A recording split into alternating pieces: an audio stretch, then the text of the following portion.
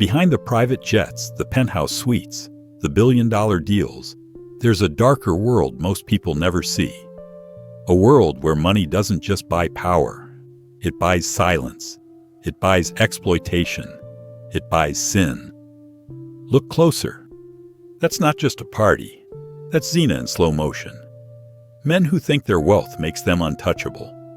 Women paid to pretend they're wanted, not used. Every laugh, every touch. Another sin recorded in a book that never forgets. Do not even approach Zina. It is an outrage and an evil path. And it gets uglier, much uglier. There are luxurious yachts sailing international waters, floating prisons of abuse.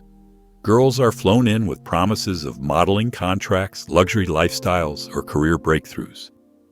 What they find instead are drugs in crystal glasses, cameras hidden in walls, and monsters in expensive suits.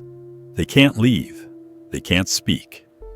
Their pain is turned into entertainment for the powerful. Their cries are muffled by waves and wealth. In gated mansions, masked parties unfold where no phones are allowed. Contracts are signed, waivers that disguise abuse as consensual play. Behind closed doors, human beings are treated like disposable toys. Nothing is sacred. Faith, dignity, even life. Girls vanish, families search, but money makes evidence disappear.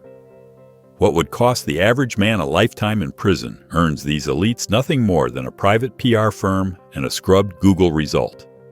Then there's the sugar baby economy, a polished pipeline of exploitation.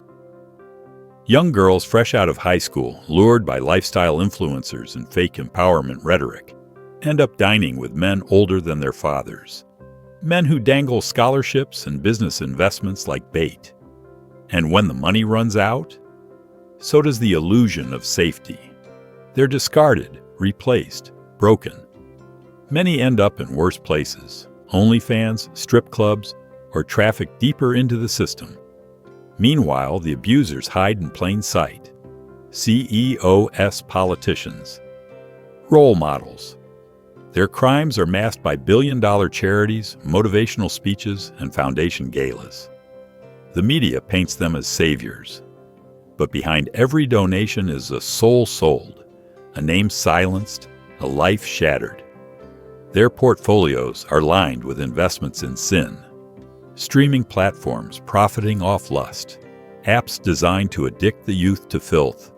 Entire industries built on enslaving the flesh while numbing the soul. Allah sees what they do. The cameras may be off. The deals may be private. The victims may be afraid to speak. But none of it is hidden. Every whisper, every bribe, every scream ignored, every contract signed in shadows, recorded. The men who think they're wolves, they're just diseased dogs, leashed to their own desire, dragging their souls into fire. They rename their sins to feel less shame. They call zina hookup culture, adultery open marriage, and prostitution empowerment. They call haram freedom, but hell doesn't recognize euphemisms. And back home, their wives sleep alone. Their children grow up believing their father is a righteous man. They recite prayers in one room, while their father sends money to destroy another family in the next. Daughters wear hijab while their fathers fund websites that strip someone else's daughter bare. They wear modesty like armor at home, while financing sin abroad. That's not just hypocrisy. That's spiritual treason. Do they not realize? On Judgment Day, the ink used to silence victims will melt, and their voices will rise louder than thunder. The vaults of evidence buried under luxury homes will be dug up by the earth itself. The angels will testify. The body will testify. Even the shadows that watch them will speak. Stand firm for justice, even against yourselves.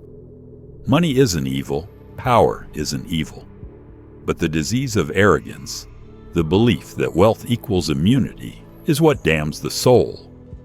These men believe their legacy will protect them, their foundations, their names on hospital wings. their scholarships and social media praises. But on the day when the sky is torn and the dead are raised, their wealth will blow away like ash. Their status will burn, and their victims will stand as witnesses. There will be no discounts in hell, no escape routes in Jahannam, no publicists in front of Allah. On that day, every pleasure stolen will cost them. Every tear ignored will rise like a flood. Every body used, every lie told, every child broken by their sins will drag them into the justice they thought they could escape. And no one escapes